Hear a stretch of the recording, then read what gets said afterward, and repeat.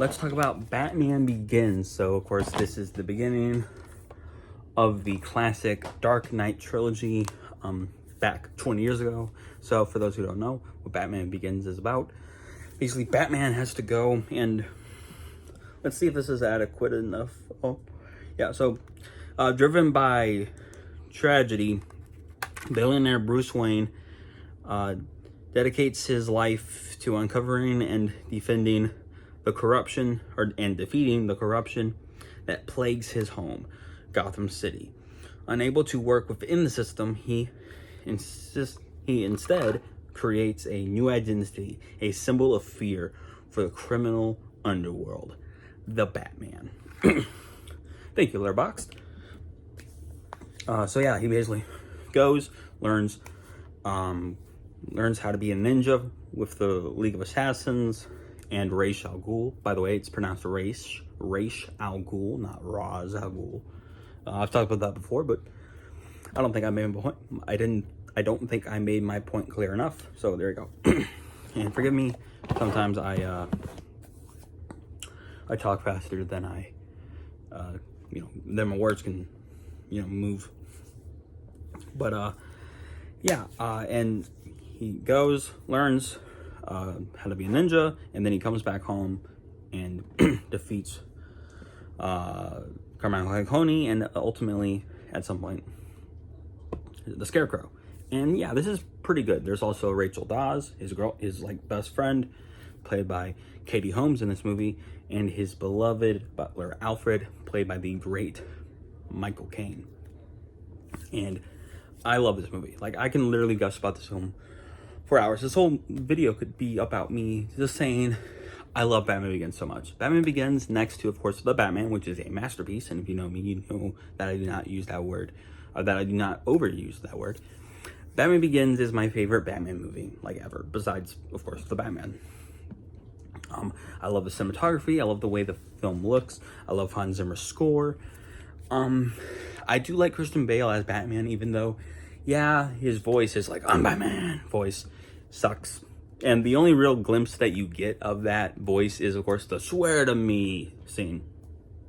And I do think that knocks him a little bit on the totem pole of overall greatest Batmans, is, of course, his voice. But he's still a good actor. It's Christian Bale. And I think he does a good job. And yeah, I love so many things about this movie. Cillian Murphy as Scarecrow is amazing, and he is, fun fact, in all three of these movies. And yeah, like, I love, forgive my neighbors, I love this movie so much. It's amazing. It's incredible. So many praises can be sung about this film, and so many praises are sung about this film. I will say I do feel a little old knowing that this is 20 years old. And I remember getting this DVD with my dad, like, midnight release at Walmart. I could literally go to that, it's an hour away, but I can go to that Walmart where I got this. It's insane that I have memories that are 20, maybe even over 20 years old. And it makes me feel old. Negatives, because there are some. I do think this is more of a nitpick, but you can really tell that Liam Neeson is like a 6'2" guy, or however tall. How tall is Liam Neeson? I just asked Siri, and he is 6'4". So I was close. He, of course, very tall actor. You can tell that, like, the karate that they're having him do maybe doesn't really afford to it, considering how average height I think Christian Bale is. Obviously there's a massive height disparity, and it's kind of funny. But I will say, a lot of people dog on the editing of this film, and the editing in this movie is a massive, massive problem. It is. It's very choppy in the action sequences. It's very choppy, very not good. But I will also say that I don't think Kenny, or Kyle, whatever the martial arts of this film is called, I will say that in general maybe doesn't really conform to good, because it's all elbows. I'm gonna move my iPad. It's all elbows, it's all elbows. Okay, that was It's all elbows, you know? And like that doesn't really conform nicely to, you know, good fight choreography. And it's honestly kind of bad looking. And sure, that's sort of what they based the Arkham games combat on.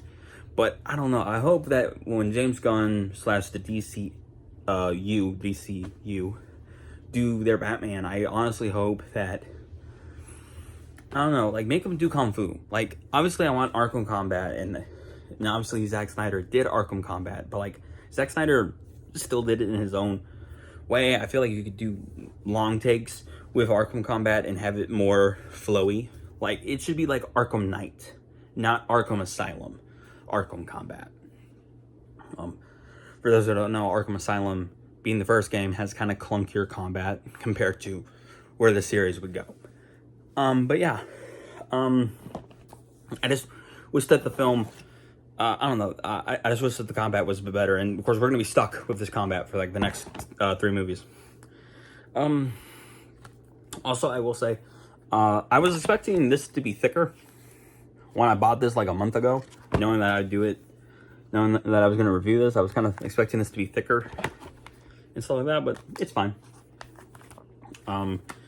Recommended, and it comes with little character cards and a thank you from Christopher Nolan. And then final note. So you know that like really dramatic chase scene that they have where Batman is in the tumbler and he's like crashing into things and stuff like that. And in the video game, it always said no casualties, even though you're literally crushing cars everywhere in the video game.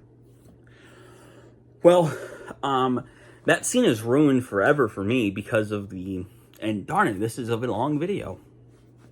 That scene is ruined forever for me because of the MTV Movie Award parody with Jimmy Fallon, where it's Tank Man. And I was watching the scene today, and I was just laughing my butt off because I was just watching the scene, and when the guy's like, he's flying on rooftops, I was like, I just said that, Phil, because I watched Tank Man a lot growing up. And I think it's very funny. Granted, I think it's more funny because of that guy, whoever plays that cop, who I've seen in other things. I think it's mainly funny because of him, not really because of Jimmy Fallon. Nothing against Jimmy Fallon. I like him a lot more than other talk show hosts, even though Stephen Colbert is my favorite talk show host. I do like Jimmy Fallon more than the others, but like still, it's just like, yeah, you're not. How do you have a career, Fallon?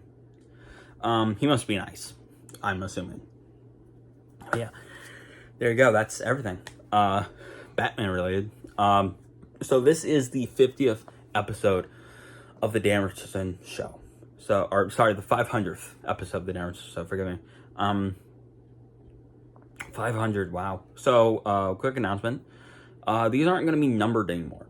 They just aren't. Because 500, like, who am I trying to impress? So yeah, these are going to no longer be numbered, and I am so grateful that you have stuck around, and either you've liked, you commented, or subscribed, whatever that may be. Thank you so much. Or if you just simply took your time out of your day and watched this video to its end, I want to thank you so much, because it is so greatly appreciated. And I love you. And God loves you. He made you special. He loves you very much. Even though I said that out of order. He does. And I do. I hope you've had a lovely week. I hope you had a very lovely day. As always, God bless. And there goes Tank Man, just tanking around town.